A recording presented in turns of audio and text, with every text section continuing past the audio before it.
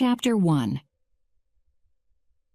When at last my broken bones had mended, and the nurses had helped me to walk again, and I was tired of being treated like a child, my doctor, Marcus Kent, told me I must go and live in the country.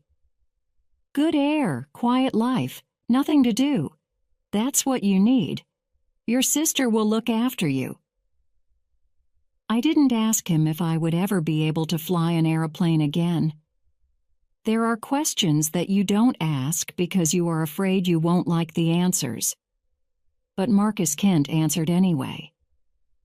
You're going to recover completely, he said, but it's going to take a long time. You've got to live slowly and easily. That's why I am telling you to go to the country, rent a house, get interested in local people, local scandal, and local gossip, and go to a village where you haven't got any friends living nearby. I agreed. I had already thought of that. I did not want friends calling to give me sympathy and then talking about themselves for hours. So it happened that Joanna and I eventually decided to look at a house called Little Firs in Limstock, mainly because we had never been to Limstock. And when Joanna saw Little Firs, she decided at once that it was the house we wanted. It was a low white house with a Victorian veranda. It was about half a mile out of the town and had a pleasant view over the countryside with the Limstock church tower down below.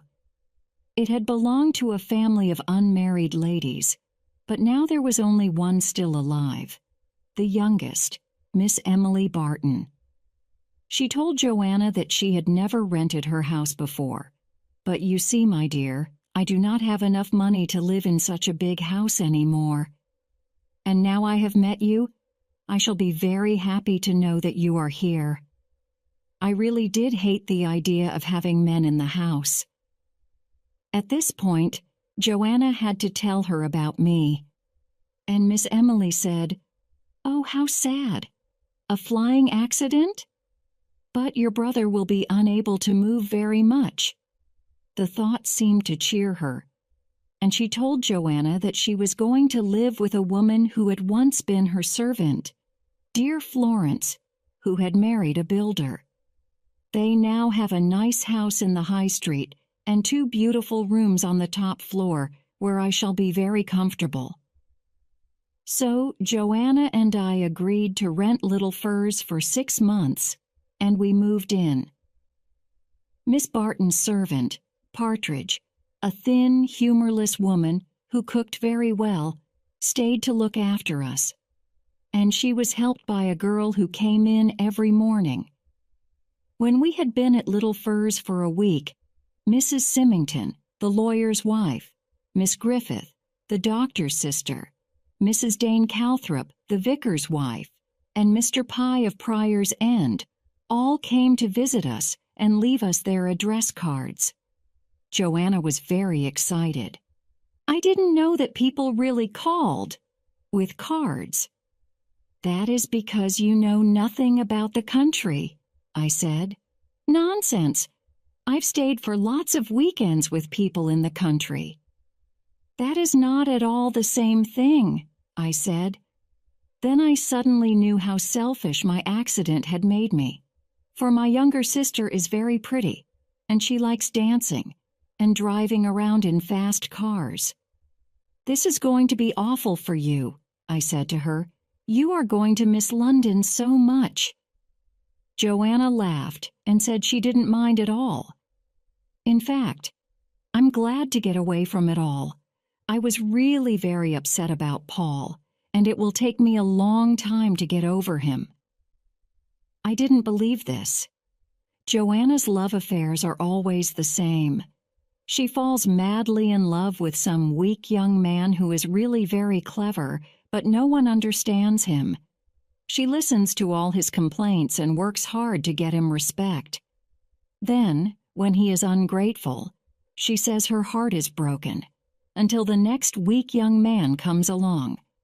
So I did not take Joanna's pain very seriously. But I did understand that living in the country was like a new game to my beautiful sister. "This is a nice place, Jerry," she said. "So sweet and funny and old-fashioned. You just can't think of anything awful happening here, can you?" And I agreed with her. In a place like Limstock, nothing awful could happen. It is strange to think that it was just a week later that we got the first letter. The letter arrived while we were having breakfast. It was a local letter with a typewritten address. I opened it. Inside, words had been cut out from a book and stuck to a sheet of paper. For a minute or two, I looked at the words without understanding them. Then I gasped. Joanna looked up. "What is it?" The letter, using very unpleasant language, expressed the writer's opinion that Joanna and I were not brother and sister. "It's a disgusting anonymous letter," I said, very shocked. Joanna was immediately interested. "What does it say?" I handed the letter to her. "What a piece of dirt!" She began to laugh. "You were obviously right about my wearing too much makeup, Jerry. I suppose they think I'm an evil woman." "Perhaps," I said. "But, of course, our father was tall and dark-haired, and our mother was fair-haired with blue eyes. And since I look like him, and you look like her—" Joanna nodded. "Nobody would think we were brother and sister. So what shall we do with the letter?" "The correct thing, I believe, is to throw it into the fire." I did so, and Joanna watched. Then she got up and went to the window. "I wonder who wrote it." "We will probably never know." Joanna was silent for a moment. "When I think about it, I'm not sure that it's so funny after all. I thought they liked us down here." "They do," I said. "This is just some half-mad, stupid person." "I suppose so. But it's cruel." As she went out into the sunshine, I thought that she was quite right. It was cruel. Someone hated us living here. Someone hated Joanna's stylish beauty. Somebody wanted to hurt us. To laugh was perhaps the best thing to do. But it still wasn't funny. Dr. Griffith came to the house that morning. I had arranged for him to examine me once a week. I liked Owen Griffith. He was awkward in the way he moved, but he had very gentle hands. His report on my progress was encouraging. Then he said, "Are you feeling all right? I sense that something has upset you today?" "Not really," I said, "but a rather unpleasant anonymous letter arrived this morning." He dropped his bag on the floor. "Are you telling me that you've also had one of them?" I was interested. "There have been other such letters, then?" "Oh, yes." "I see," I said. "I thought that someone didn't like strangers living here." No, it's nothing to do with that. It's just—" "What did it say?" Suddenly his face went red. "Sorry, perhaps I should not ask." "I am happy to tell you," I said. "It just suggested that the very lively girl I had brought here to live with me was not my sister. And that is a polite translation." "How disgusting. I do hope your sister is not too upset." "Joanna," I said, "found it very funny. And that is the best way to treat something so totally stupid." "Yes," said Owen Griffith. "But the trouble is that once this sort of thing starts, it just gets bigger. It is a type of madness, of course." I nodded. "Have you any idea who is doing it?" "No, I wish I had. You see, there are usually two reasons for sending anonymous letters. Either it is particular and the letters are sent to one person or group of people, by someone who is angry with them for something that has happened. It is unkind and disgusting, but it's not always mad, and it's usually fairly easy to find out who the writer is. But if it is general and not particular, then it is more serious. The letters are sent to lots of people who are not connected by any bad treatment of the writer. This is because the main purpose of such letters is to express some deep problem in the writer's mind, and that is definitely a form of madness. Also, when you eventually find out who the writer is, it is often a real shock and rather frightening. I remember some anonymous letters being sent when I was working in the north of England, and although they were simply about personal hatred, the situation still frightened me. Have people in Limstock been receiving these letters for a long time? I asked. I don't think so. But, of course, people who get these letters don't usually tell anyone. He paused. I've had one myself. Symington, the lawyer, he's had one. And one or two of my patients have told me about them. Are they all about the same sort of thing? Oh, yes. Sex is always the main subject. He smiled. Symington was accused of being involved with his secretary, Miss Ginch, who wears big glasses and has a nose like a bird's beak. Symington took it straight to the police. My letters said that I had been involved with several of my lady patients. They're all quite childish, but they can still be dangerous. I suppose they can. You see, he said, one day, one of these letters will by chance be accurate, and then goodness knows what may happen. Also, some people see something written down and immediately believe that it's true. Then things can become very unpleasant. Chapter 2. Our anonymous letter did worry me a little, but I soon stopped thinking about it. Then, about a week later, our servant Partridge told me that Beatrice, the girl who helped her, would not be coming today. She has been upset, Partridge said. I said I was sorry and hoped that Beatrice would soon be better. She is perfectly well, said Partridge. It is her feelings that are upset, because of a letter she has received suggesting, well, that she is too friendly with you, Mr. Burton. Since I hardly knew what Beatrice looked like, I said, "What nonsense!" "That is just what I said to the girl's mother," said Partridge.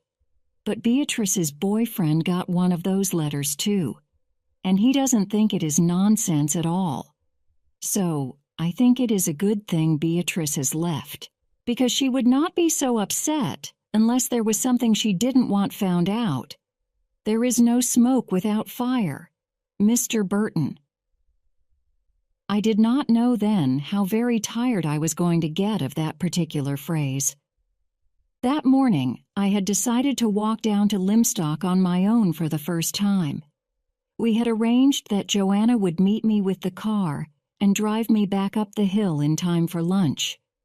The sun was shining, and there was the sweetness of spring in the air. I picked up my walking sticks and started off. It felt like an adventure, but I did not, after all, walk down to the town alone. I had not gone far when I heard the sound of a bell behind me, and then Megan Hunter almost fell off her bicycle at my feet. "Hello," she said, as she got up. I rather liked Megan and always felt rather sorry for her. She was the lawyer Symington's stepdaughter, Mrs. Symington's daughter by a first marriage. Nobody talked much about Mr. or Captain Hunter. I had heard that he had treated Mrs. Symington very badly. She had divorced him, then came to Limstock with Megan to forget, and had eventually married the only suitable unmarried man in the place, Richard Symington. They had 2 little boys together whom they obviously loved very much, and I thought that Megan must sometimes feel a bit left out. She wasn't at all like her mother, who was a small, pretty woman. Megan was tall and awkward, and although she was actually 20, she looked more like a schoolgirl. She had untidy brown hair, green eyes, a thin face, and a delightful smile. Her clothes were unattractive, and she usually wore thick stockings with holes in them. She looked, I thought this morning, much more like a horse than a human being. In fact, she would have been a very nice horse if someone had brushed her. "I've been up to the farm," she said, "to see if they had got any duck's eggs. They've got some sweet little pigs. Do you like pigs? I even like the smell." "Well-kept pigs shouldn't smell," I said. "Shouldn't they? Are you walking down to the town? I saw you were alone, so I thought I would stop and walk with you, but I stopped rather suddenly." "You've torn your stocking," I said. Megan looked at her right leg. "Oh, yes, but there are 2 holes in it already, so it doesn't really matter, does it?" "Don't you ever mend your stockings, Megan?" "When Mummy tells me to. But she doesn't often notice what I do, so it's lucky in a way." "You don't seem to understand that you're grown up," I said. "You mean I ought to be more like your sister, all dressed up?" I didn't much like this description of Joanna. "She looks clean and tidy and good to look at," I said. "She's very pretty," said Megan. "She isn't a bit like you, is she?" "Why not?" "Brothers and sisters aren't always alike." "No, my half-brothers Brian and Colin aren't like each other." We walked on in silence for a moment or two. Then Megan said, "You fly aeroplanes, don't you?" "Yes." "That's how you got hurt?" "Yes, I crashed." She paused, and then asked with the honesty of a child, "Will you get better and be able to fly again, or will you always need sticks?"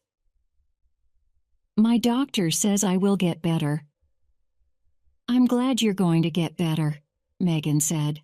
"I thought that you might look angry because you were never going to be well again." "I'm angry," I said, "because I'm in a hurry to get fit again, and these things can't be hurried." "Then why worry?" I began to laugh. "Megan, aren't you ever in a hurry for things to happen?" "No." "Why should I be? Nothing ever happens." I was struck by something sad in the words. "Haven't you got any friends here?"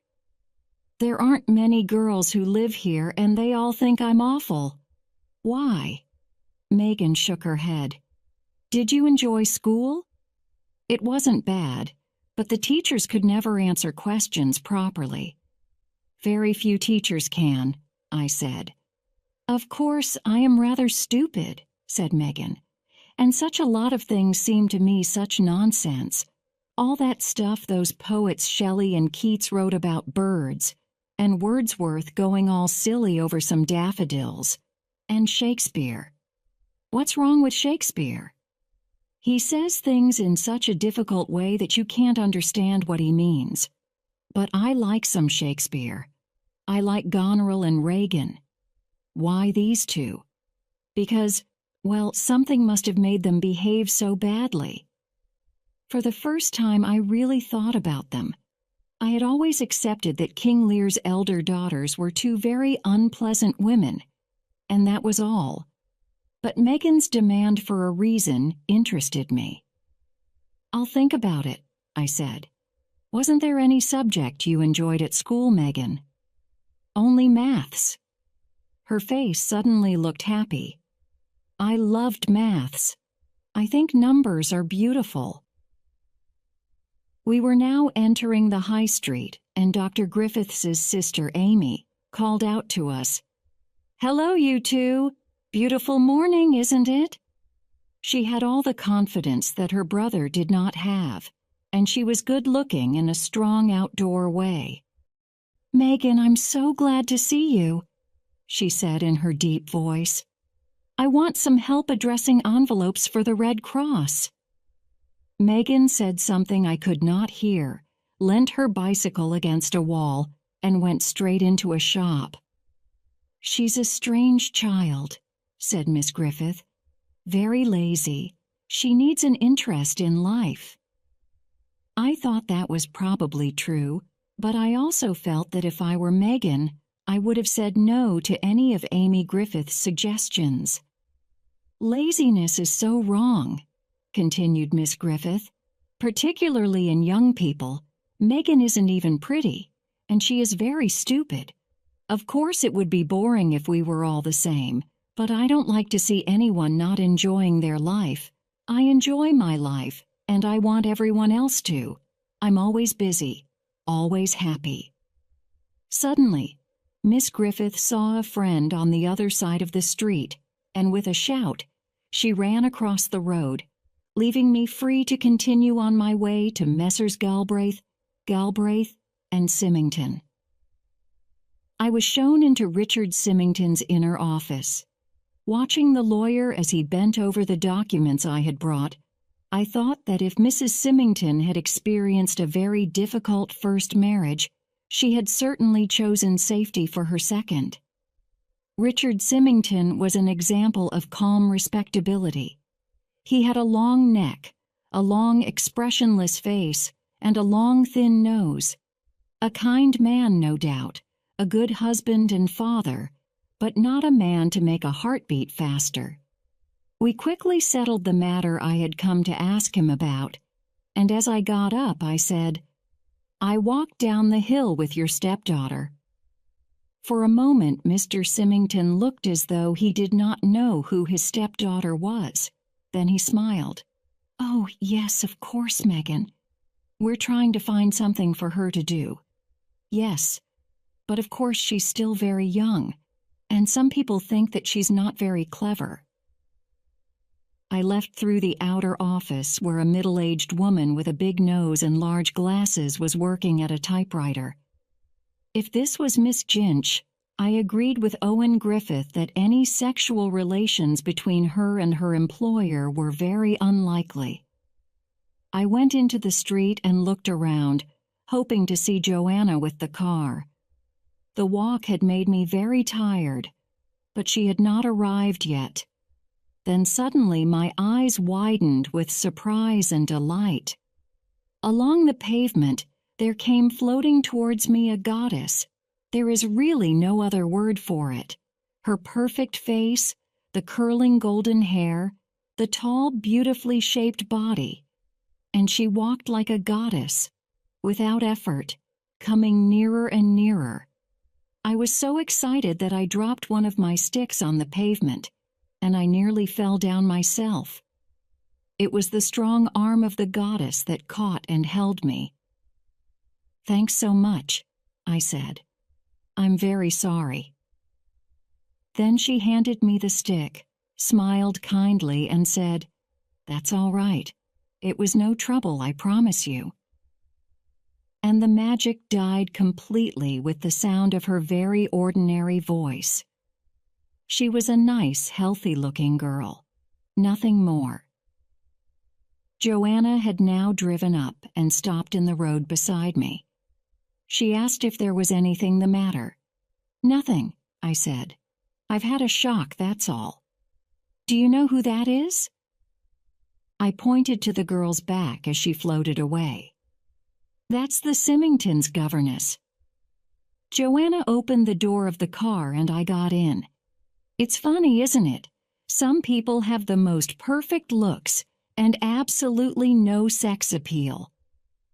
I said that if she was a governess, having no sex appeal was probably a good thing. Chapter 3. That afternoon we went to tea with Mr. Pye. He was a small, fat man who lived at Pryor's Lodge, a very beautiful house, and made even more beautiful by Mr. Pye. Every piece of furniture was polished and set in the perfect place. The curtains, too, were all made in perfectly chosen colors and of the most expensive silks. I thought that living there would be rather like living in a museum.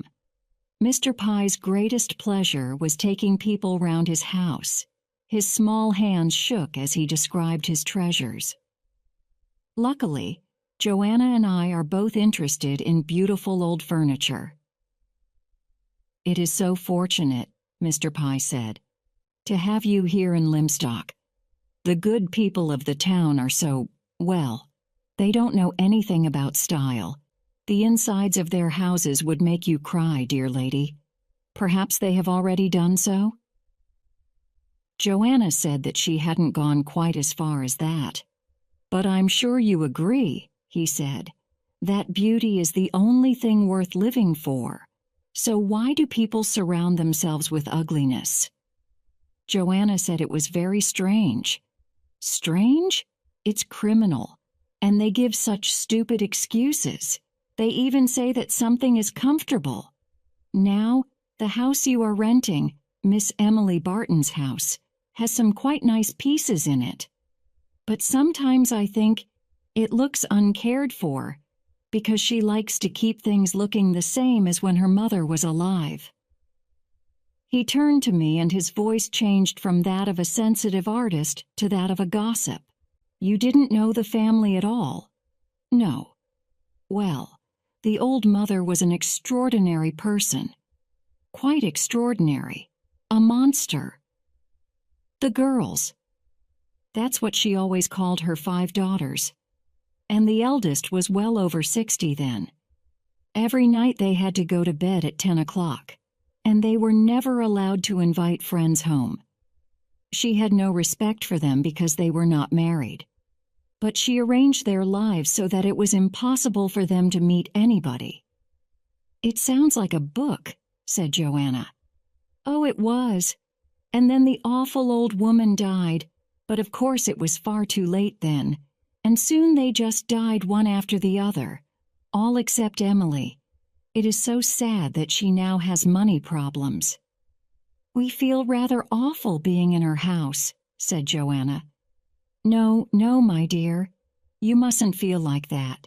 She told me herself how happy she was to have got such nice tenants." It was time to leave, and we all went out into the hall. As we reached the front door, a letter came through the letterbox and fell on the floor. Mr. Pye picked it up. "My dear young people, such a pleasure to meet some lively minds for a change. Limstock is beautiful, but nothing ever happens." He helped me into the car. Then Joanna drove off and I turned to wave goodbye to Mr. Pye. But he did not see me, for he had just opened his letter, and his face was twisted with anger and shock. At that moment I knew that there had been something familiar about that envelope. "Goodness," said Joanna, looking in the car mirror. "What's upset the poor old boy?" "I think," I said, "that it's the letter." "You mean a letter like the one you got? But who writes these things, Jerry? And why?" "You must read Freud and Jung to find that out," I said. "Or ask Dr. Griffith." Joanna shook her head. "Dr. Griffith doesn't like me. He's hardly seen you. He's seen quite enough, it seems, to make him cross over the road if he sees me coming. But seriously, Jerry, why do people write anonymous letters?" "I suppose that if others have been unkind to you, or just not noticed you, and your life is dull and empty, you might get a sense of power from hurting people who are happy." As we drove through the town, I looked at the few men and women in the high street. Was one of those healthy country people really filled with hate behind their calm expression, planning perhaps even now another evil letter? But I still did not take it seriously. 2 days later, on Saturday afternoon, we went to a card party at the Symingtons. There were 2 tables. The players were the Symingtons, ourselves, Miss Griffith, Mr. Pye, Miss Barton, and a Colonel Appleton who lived in a nearby village. When we arrived, Elsie Holland, the children's governess, was searching for some extra notebooks in the desk. She floated across the floor with them in the same way as when I had first seen her, but the magic was gone. I now noticed how large her teeth were, and the way she opened her mouth very wide when she laughed, which she did a lot. "Are these notebooks all right, Mrs. Symington?" "Oh, they are a bit yellow round the edges. Anyway, I'm taking the boys to Long Barrow so there won't be any noise." We sat down and began to play a game of bridge. Everyone was very friendly, and the afternoon passed quickly and enjoyably. We then had tea in the dining room. Suddenly, 2 excited little boys ran in. Mrs. Symington smiled with pride as she introduced her sons to us. Then, just as we were finishing our tea, I heard a sound and turned my head to see Megan standing between the open French windows. "Oh," said her mother, sounding surprised. "Here's Megan. I'm sorry, but I forgot about your tea, dear. Miss Holland and the boys took theirs out with them." "That's all right. I'll go to the kitchen." Megan moved silently across the room. Mrs. Symington said with a little laugh, "Poor Megan. Girls are so awkward when they've just left school." Joanna looked up. "But Megan's 20, isn't she?" "Oh, yes, she is. But she's very young for her age, which is so nice. I expect all mothers want their children to remain babies." "I can't think why," said Joanna. "It would be a bit difficult to have a child who had a 6-year-old brain in a grown-up body." "Oh, you mustn't take things so seriously," said Mrs. Symington. As we drove home, Joanna said, "I feel very sorry for Megan. Her mother doesn't like her." "Oh, Joanna, it's not as bad as that." "Yes, it is. Megan does not fit into the Symington family. It's complete without her, and that's a very unhappy feeling for a sensitive girl to have. And she is sensitive." "Yes," I said, "I think she is." Joanna suddenly laughed. "Bad luck for you about the governess." "I don't know what you mean." "Nonsense. And I agree with you. It is a waste. She is so beautiful until she opens her mouth to talk or laugh. But I'm glad you noticed her. It is a sign that you are coming alive again. I was quite worried about you at the hospital. You never even looked at that very pretty nurse you had." I smiled. "But what about you?" "Me?" "Yes. You'll need someone to give you some excitement down here.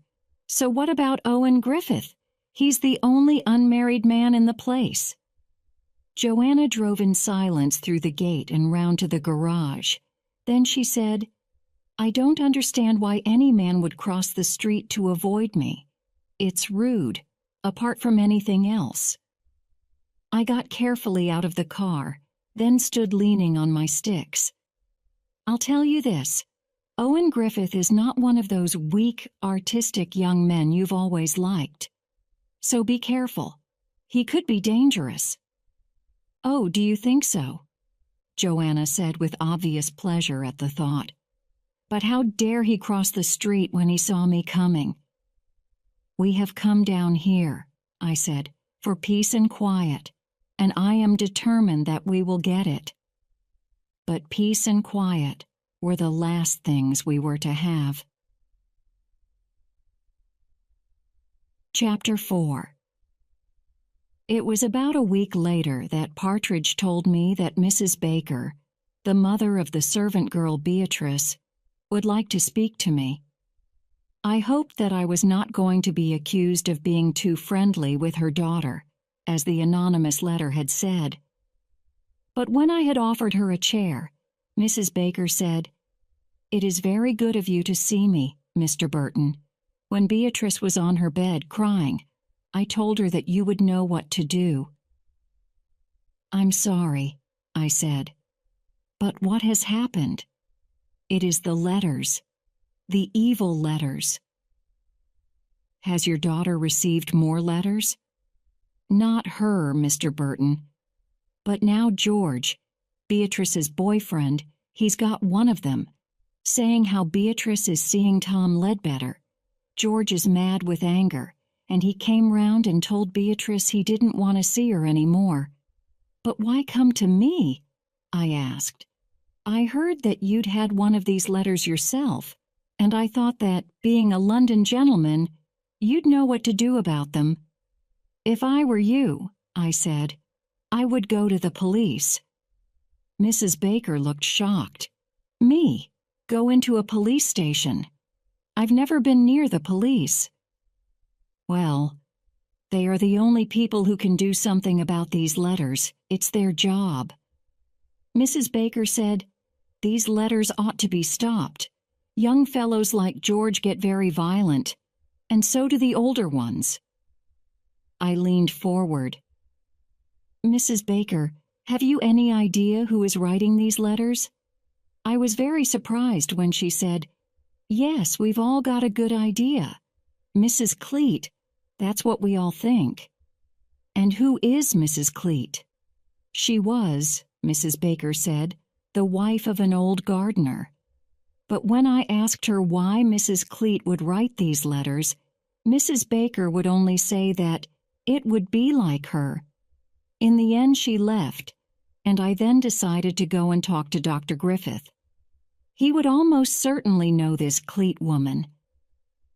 But when I arrived and told him about my conversation with Mrs. Baker, Griffith shook his head. "It's most unlikely." "Then why do they all think it is her?" He smiled.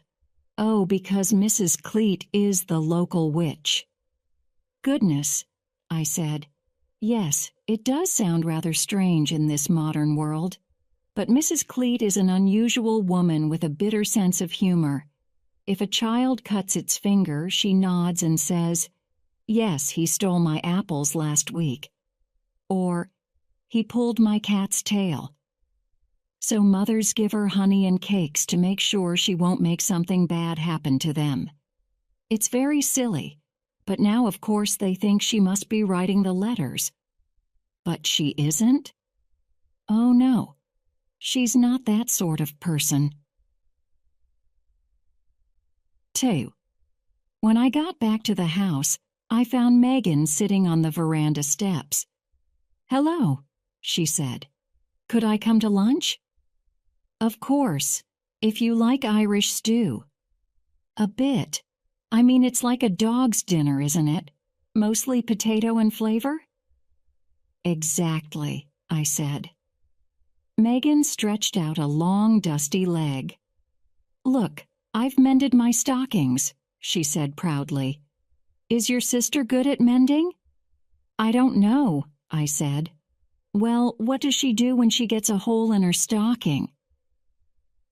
Rather embarrassed, I said, "I think that she throws them away and buys another pair." "Very sensible," said Megan. "But I can't do that. I only get a very small allowance." She paused. "I suppose you think I'm awful, like everyone else?" "Don't be stupid," I said. Megan shook her head. "That's just it. I'm not stupid. People think I am. They don't understand that inside I know just what they're like, and that all the time I hate them." "You hate them?" "Yes." Her sad eyes looked straight into mine. "You would hate people if you were like me, if you weren't wanted." "Don't you think you're being rather negative?" I asked. "Yes," said Megan.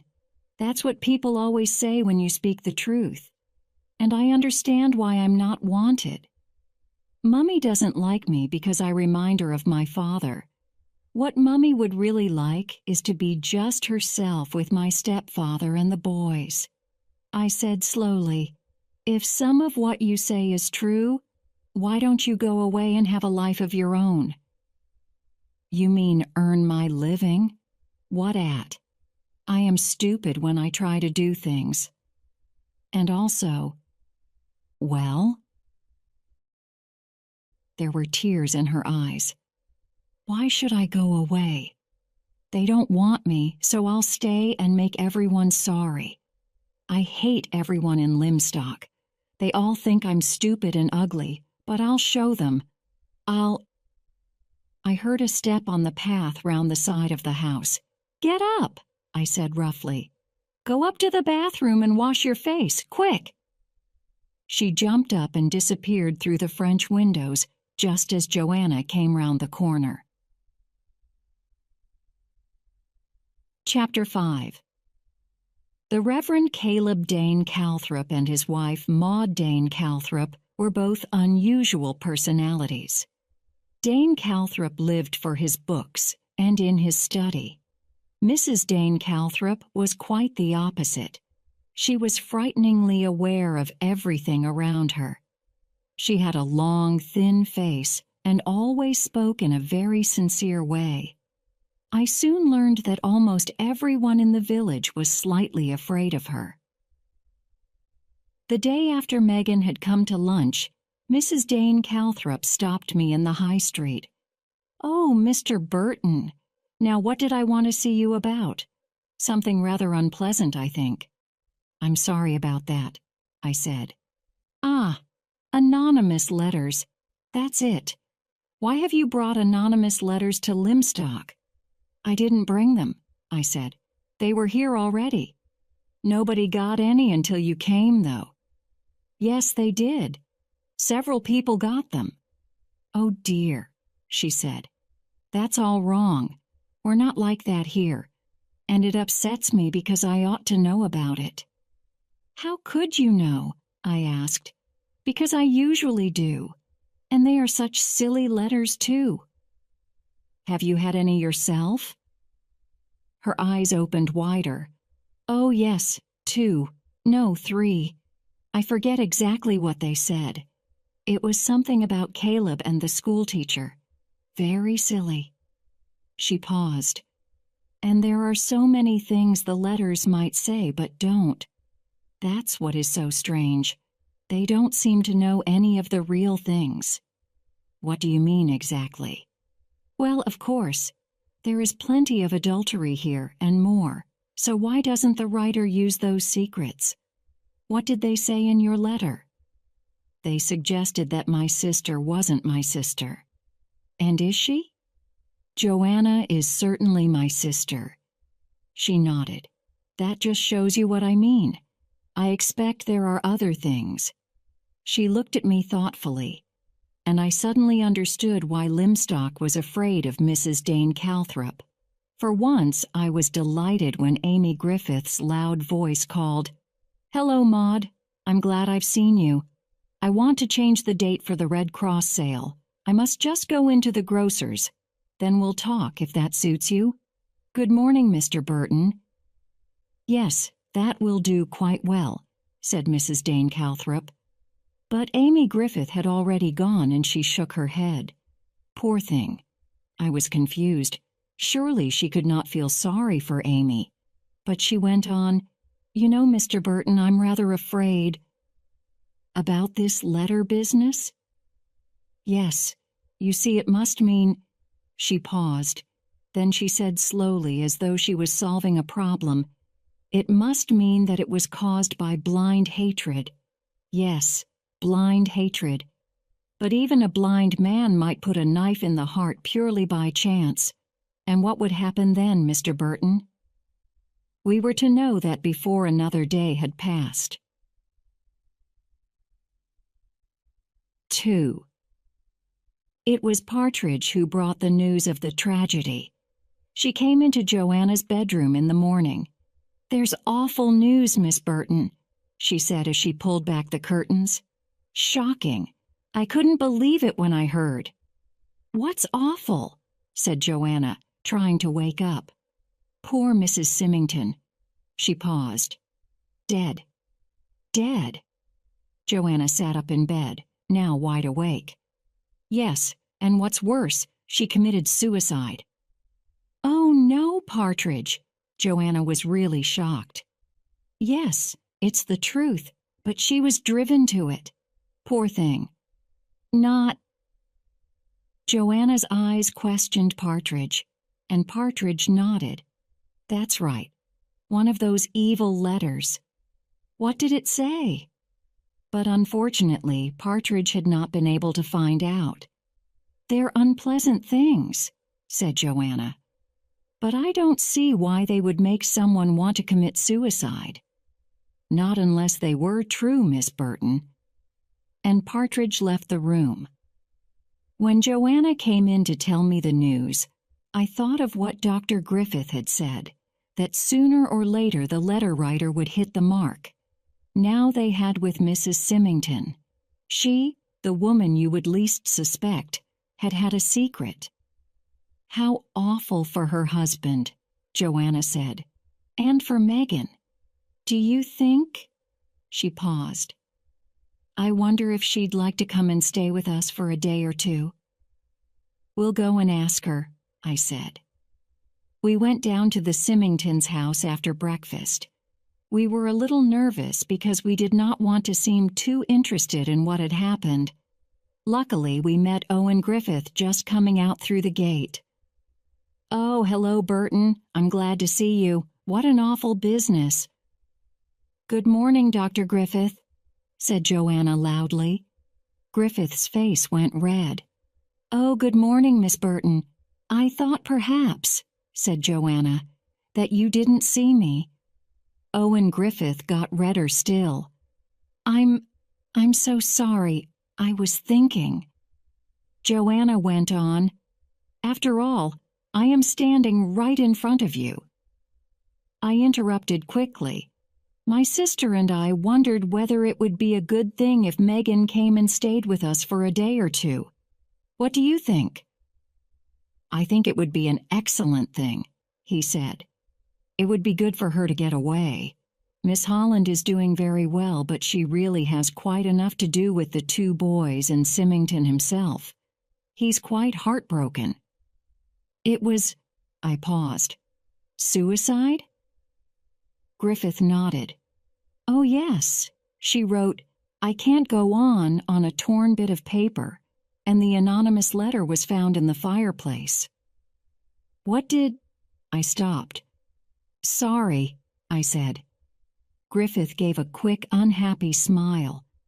It will have to be read at the inquest, but the suggestion was that the second boy, Colin, was not Symington's child. Do you think that was true? I asked. I've only been here 5 years, but I thought the Symingtons were a happy couple who loved each other and their boys. It's true that Colin doesn't look very much like his parents. He's got red hair for one thing, but that's not unusual.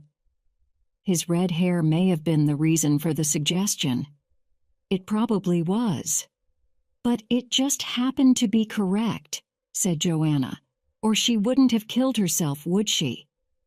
Griffith said, I'm not sure.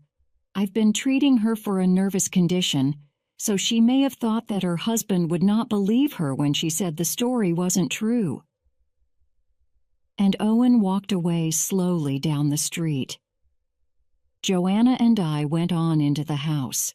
The front door was open and it seemed easier than ringing the bell, especially when we heard Elsie Holland's voice from inside the sitting room. But Mr. Symington, you must eat something. You haven't had anything since lunchtime yesterday, and you will be ill if you don't eat or drink.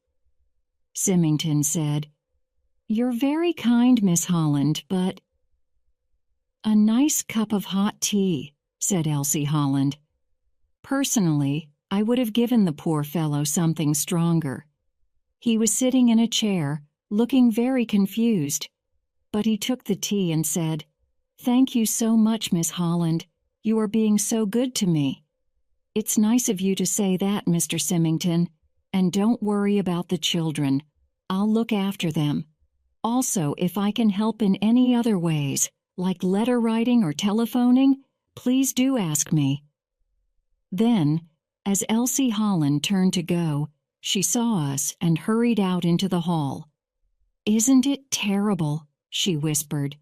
"Can we speak to you for a moment?" asked Joanna. Elsie Holland led the way into the dining room. "It's been awful for Mr. Symington. It's been such a shock. But of course Mrs. Symington had been behaving strangely for some time. She had been very nervous and often crying." "What we really came for," said Joanna, "was to ask if Megan could stay with us for a few days. That is, if she'd like to come?" Elsie Holland looked surprised. "Megan, I don't know. I mean, one never knows what she is going to feel about anything." Joanna said, "We thought it might be a help." "Oh, well, of course it would. I mean, I haven't really had time to pay much attention to Megan. I think she's upstairs somewhere. I don't know if—" Joanna looked at me, and I went quickly out into the hall.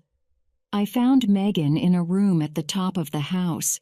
The curtains were drawn across the windows, and she was curled up on a bed in the dark like a frightened animal. "Megan," I said gently. She looked at me, but she did not move. "Megan," I said again.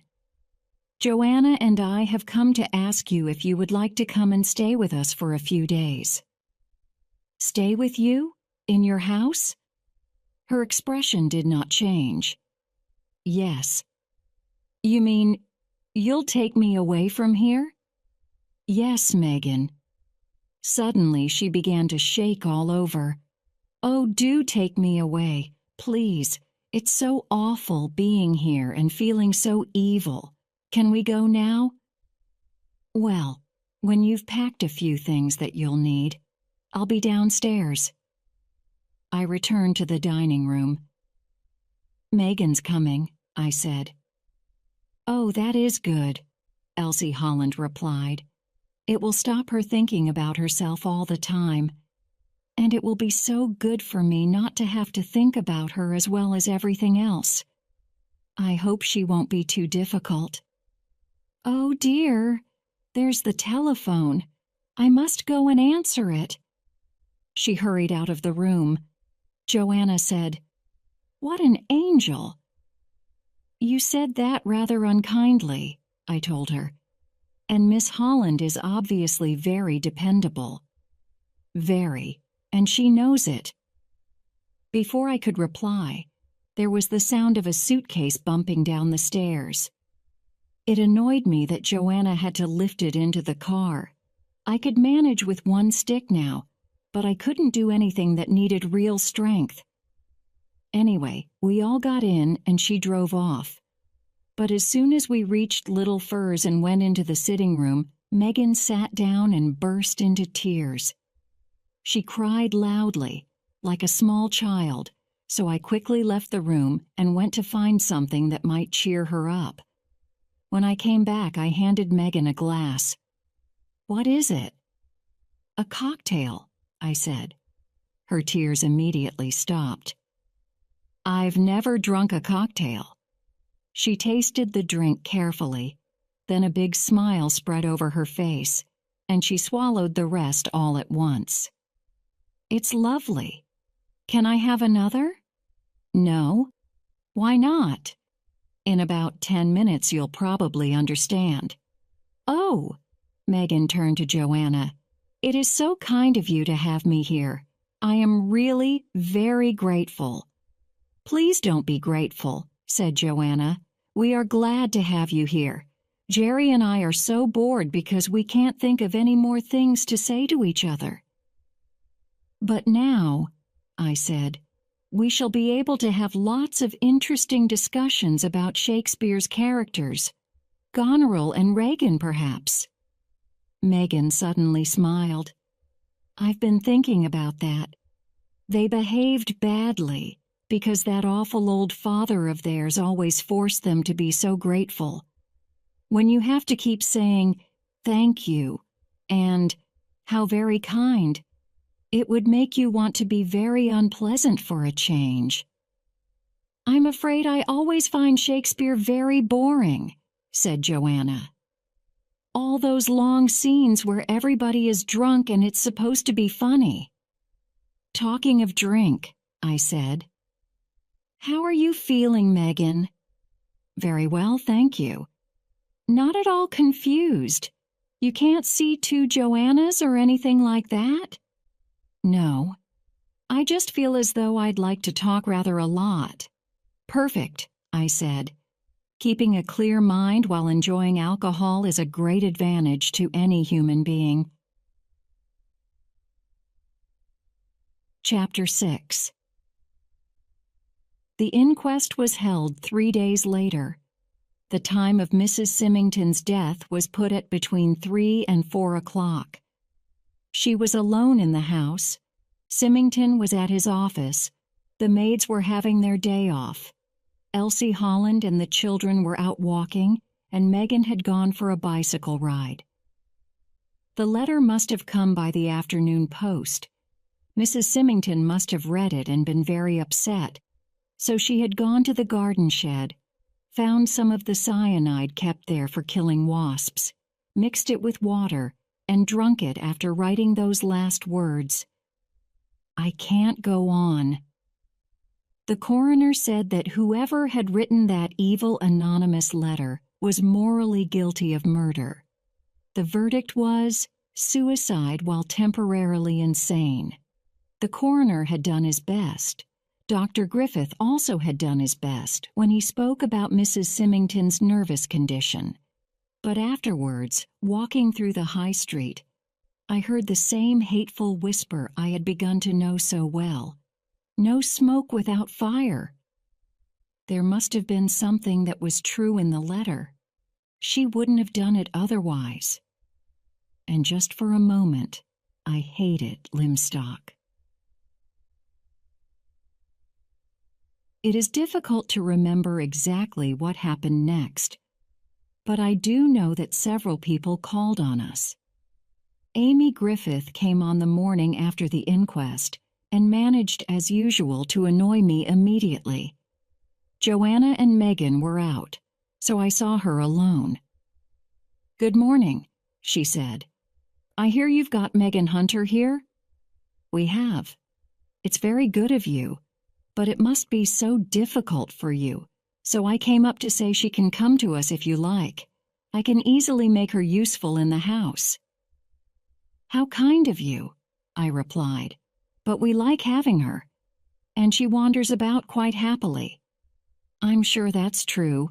Wandering is all she ever does. But being so stupid, I suppose she can't help it. Oh, I think she's rather an intelligent girl. Amy Griffith gave me a long look.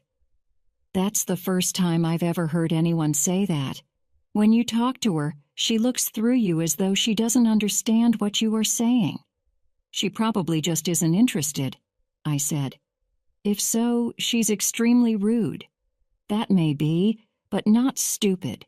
Miss Griffith replied, What Megan needs is good hard work, something to give her an interest in life. She's much too old to spend her time doing nothing. It's been rather difficult for her to do anything much so far, I said. Mrs. Symington always seemed to think that Megan was about 12 years old. I know, Miss Griffith agreed. Of course she's dead now, poor woman, but I'm afraid I had little respect for Mrs. Symington, although of course I never suspected the truth. The truth? I said sharply. Miss Griffith's face went red. I was very sorry for Dick Symington when everyone heard about it at the inquest.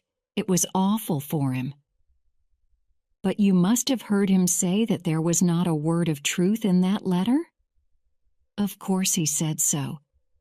A man's got to protect his wife, and Dick would. She paused. You see, I've known Dick Symington a long time. Really? But your brother told me that you only came to Limstock a few years ago. Oh, yes, but when we lived in the north of England, Dick Symington used to come and stay near us. I've known him for years. Her voice had softened. I know Dick very well. He's a proud man and very private, but he's the sort of man who could be very jealous." "That would explain," I said, "why Mrs. Symington was afraid to show him the letter. She was afraid that he might not believe it wasn't true." Miss Griffith looked at me angrily. "Do you really think that any woman would swallow cyanide because of something that wasn't true? If an innocent woman gets some unpleasant anonymous letter, she laughs and throws it away. That's what I—" She paused suddenly and then finished, "would do." But I had noticed that pause. "I see," I said. "So you've had one too?" Amy Griffith looked straight into my eyes. "Well, yes. But I didn't let it worry me. I read a few words of it, then threw it straight into the waste paper bin." I wanted to reply, "No smoke without fire," but I stopped myself and went back to talking about Megan. "Do you know anything about Megan's financial position? Will it be necessary for her to earn her living?" "I don't think it's necessary. Her father's mother left her a small income, I believe. And Dick Symington would always give her a home. No, it's the principle that matters." "What principle?" "Work, Mr. Burton. Work is good for men and for women. The one unforgivable sin is idleness." "Have you never thought, Miss Griffith," I replied, "that you would probably not be able to take a fast train to London if little George Stephenson, who invented the steam engine, had been out working instead of standing about, bored, in his mother's kitchen? For it was then that he suddenly became interested in the strange behavior of the kettle lid." But Amy Griffith was not persuaded.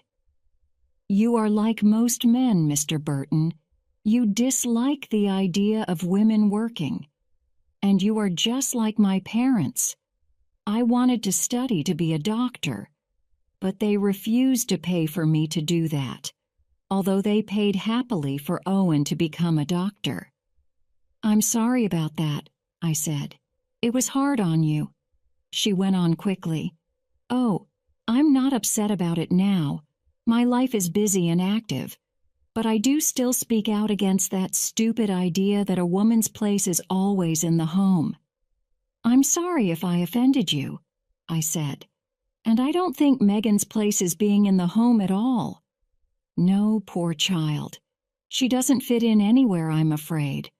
Her father, you know—" She paused and I said, "I don't know. Everyone says, 'her father,' very quietly, and that is all. What did the man do? Is he alive still?" "I really don't know. But he went to prison, I believe. And he was very strange. That's why Megan is rather difficult to be with." "Joanna is very fond of Megan," I said. "Amy said, 'Your sister must find it so boring down here.'" And as she said it, I learnt that Amy Griffith disliked my sister. It was there in the smooth sound of her voice.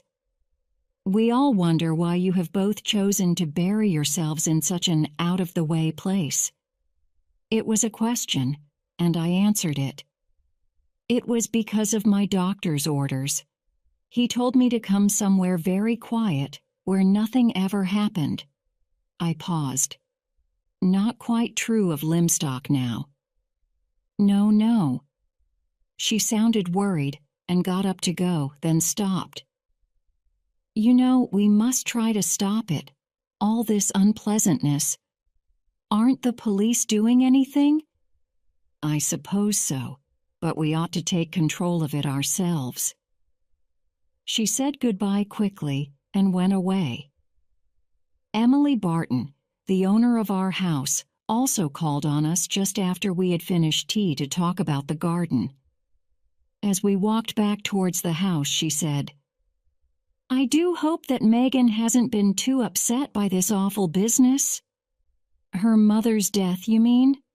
"That, of course, but I really meant the unpleasantness behind it." I was interested.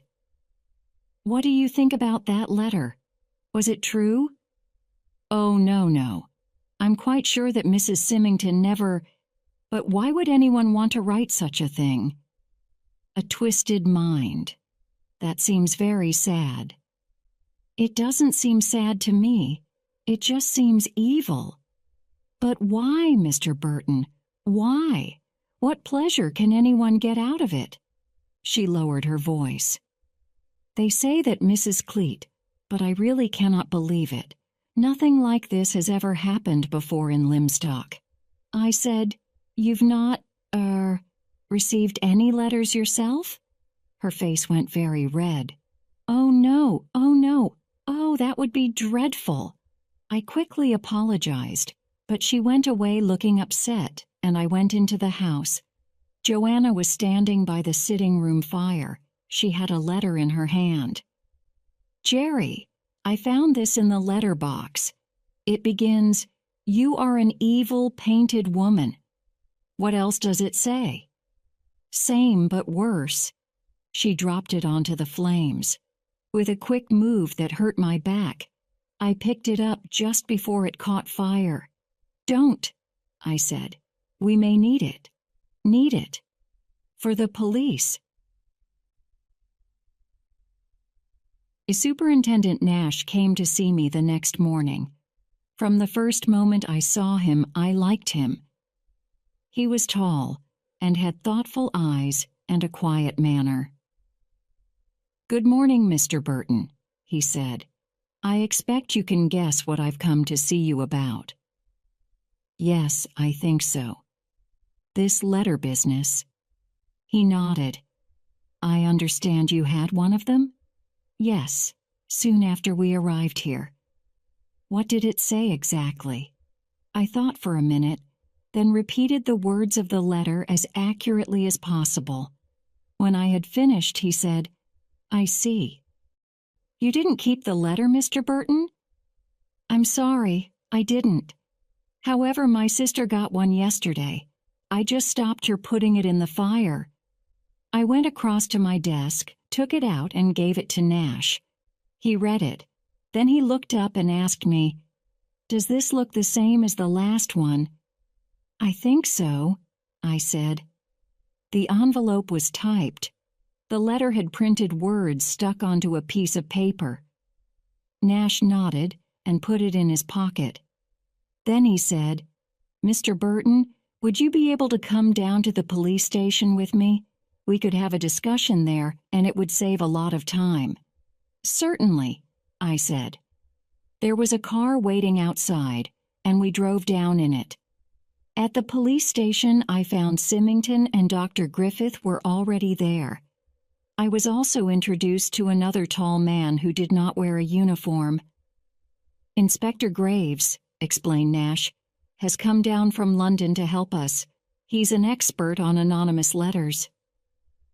They're all the same, these cases, Graves said in a deep, sad voice. You'd be surprised. The words they use and the things they say. Some of the letters were spread out on the table, and he had obviously been examining them.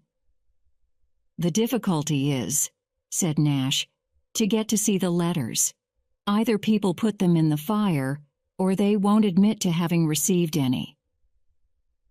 He took the letter I had given him from his pocket and gave it to Graves, who read it, then put it on the table with the others.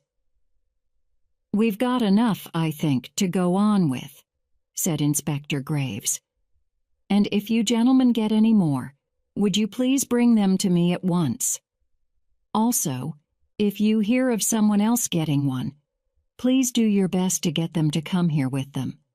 I've already got one sent to Mr. Symington, which he received 2 months ago, one to Dr. Griffith, one to Mr. Symington's secretary, Miss Ginch, one to Mrs. Mudge, the butcher's wife, one to Jennifer Clark, who works at the 3 Crowns, the one received by Mrs. Symington, and this one now to Miss Burton.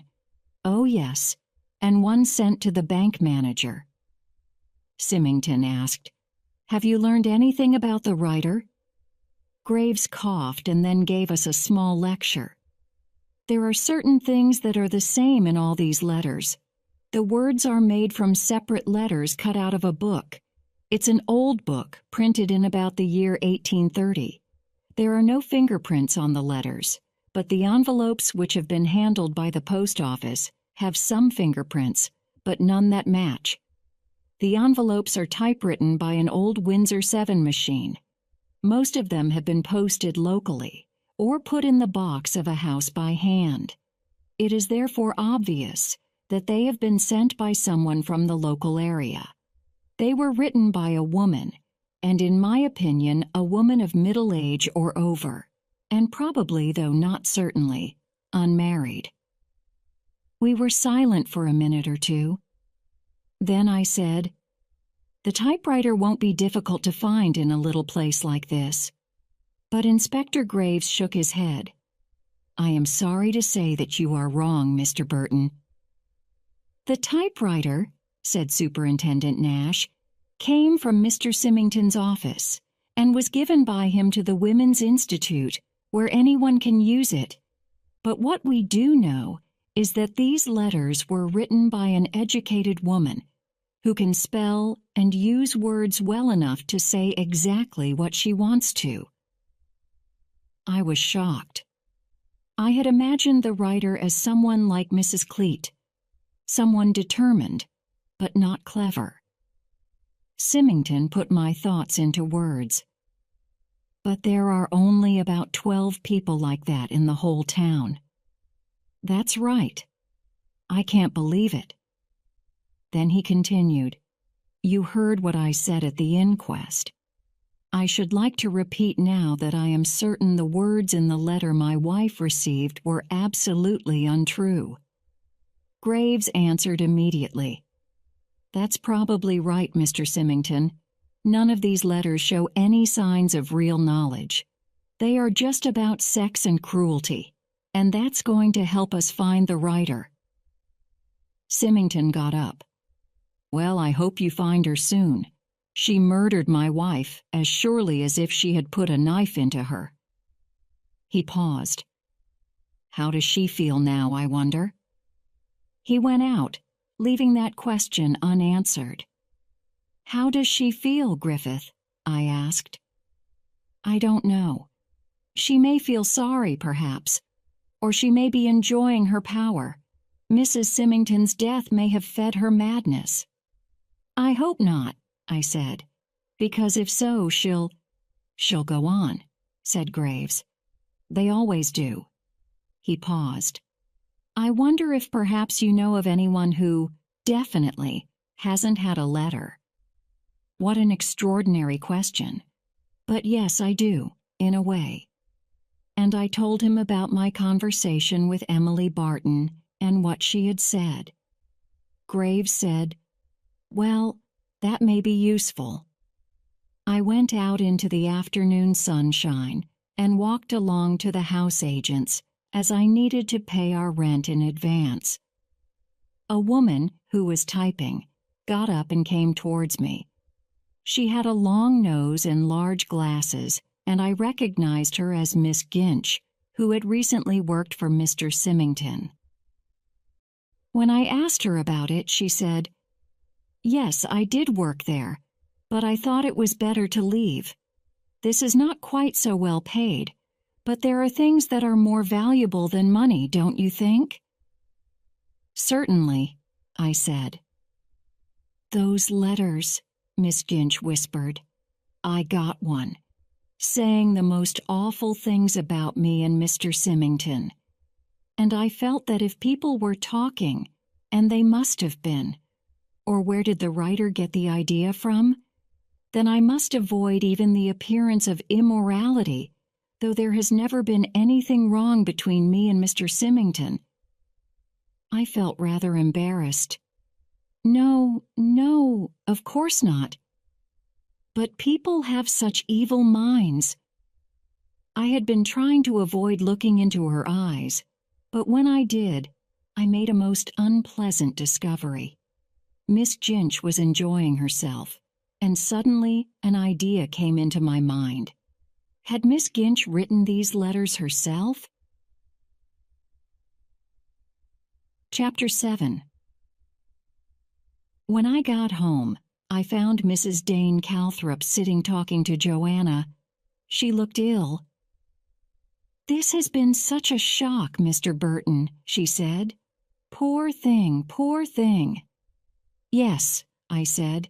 "It's awful to think of someone being so unhappy that they take their own life."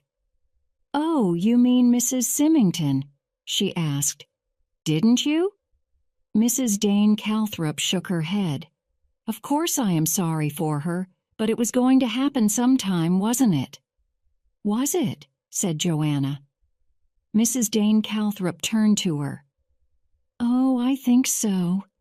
If you think suicide is the best way to escape from trouble, then it doesn't much matter what the trouble is. She would have killed herself one day because she was that kind of woman. Although she always seemed rather selfish to me, as though her life was more important than other people's. But I'm beginning to understand how little I really know anyone." "So who were you talking about when you said 'poor thing'?" I asked. "The woman who wrote the letters, of course. Think how unhappy someone must be to do that. How lonely. That's why I feel so upset. Somebody in this town has been filled with that terrible unhappiness, and I did not know about it. I should have known. Poor thing." She got up to go. I felt unable to agree with her, so I asked, "Have you any idea who this woman is?" "Well, I can guess, but then I might be wrong, mightn't I?" She went quickly to the door, then turned. "Why have you never married, Mr. Burton?" From anyone else this would have been rude, but with Mrs. Dane Calthrop I felt that she really wanted to know.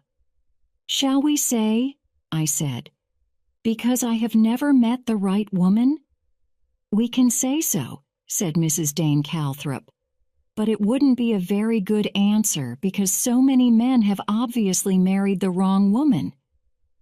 And then she left. Joanna said, "I really do think she's mad, but I like her. The people in the village are afraid of her. So am I, a little." "Do you really think whoever wrote these letters is very unhappy?" Joanna asked. "I don't know what she's thinking or feeling, and I don't care. It's her victims I feel sorry for." It seems strange to me now that in our discussions about Poison Pen's state of mind, we missed the most obvious one. Griffith had thought she would be pleased with what she had done.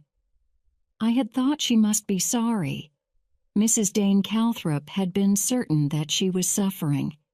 Yet the obvious reaction we did not consider was fear, because with the death of Mrs. Symington, the position of the writer of the letters was much more serious. The police were now involved, so it was even more important for the anonymous writer to remain anonymous. And if fear was the main reaction of the writer, other things would naturally happen. Things that I did not think about either, yet they should have been obvious. Joanna and I came down rather late to breakfast the next morning. That is to say, late for Limstock.